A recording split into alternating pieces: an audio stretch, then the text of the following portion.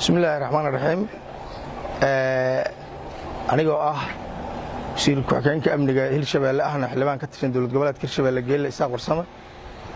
saakay abaarihii 3 subaxnimo waxa dhacday dad oo magaalada Beledweyne wax ka dhacay abaarihii 3 subaxnimo saakay dad shacab ah oo aragtidooda muujinaya oo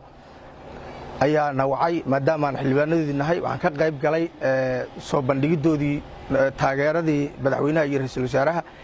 iyo yoolka uu muujiyay dalka Soomaaliyeed iyo waxqabadkoodii ay xisbiga ay ku dhawaaqaan ayaga oo muujinaya ayaan ka qayb galay kadib anigoo la taagan oo ayaga marxabadoodii u mahad celinaya waxa dhacday taliyaha ciidamada gobolka booliiska Colonel Cali Dhuuxna la yiraahdo ciidan wata yimid wuxuu xabada ayuu nagu bilaabay waxa la xiray wariyaashii waxa la xiray gudoomiyihii degmada hore ee Maxaas ilaa haddana jeelka ay ku jiraan waxaan rabaa marka muddo 4 maalmood ayaa madaxweynaha Hirshabeelle wuxuu xayirnaad oo xayiray oo cunaqabatayn saaray magaalada dadkii jooga shacabka uu kala xiray wuxuuna diiday in la soo bandhigo aragtida shacabka sabab ku qasbaysan ilaa hadda ma naqaano waxaan u malaynayaa arinta waxa ka weyn tahay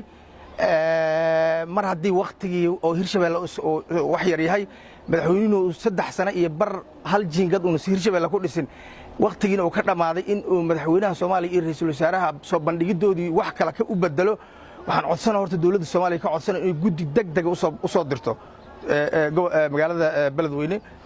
si loo baaro sababta ku qasbi karta madaxweynihii dowlad goboleedka Hirshabeelle oo ka ahay ximin kamid ah dowlad goboleedka dowladda federaalka ka tirsan kamid ahay in uu ciidantu hubaysan oo isticmaalo dadkii shucuurtooda soo bandhigay u isticmaalo waxaas waxa la rabaa in guddi iyo CID la soo diro guddi baara dowladda federaalka soo dirto waxaan kala garanaynaa in ururada mucaaradka argagixisada la dagaa inay wadanka qabsadeen inay Beledweyne ka Soomaaliya tahay inay Beledweyne tahay kala garanaynaa horta waxaan codsanayaa dowladdu inay guddi soo dirto qodobka labaad aniga waxa ay xildhibaan ka tirsan dowlad goboleedka Hirshabeelle ahna wasiir ku-xigeenka amniga waxaan halkan ka cadeynayaa kadib markaan arkay madaxweynaha oo ku takrifala awoodii shacabka kadib markaan arkay madaxweynaha Hirshabeelle oo diidan qarannimada Soomaaliya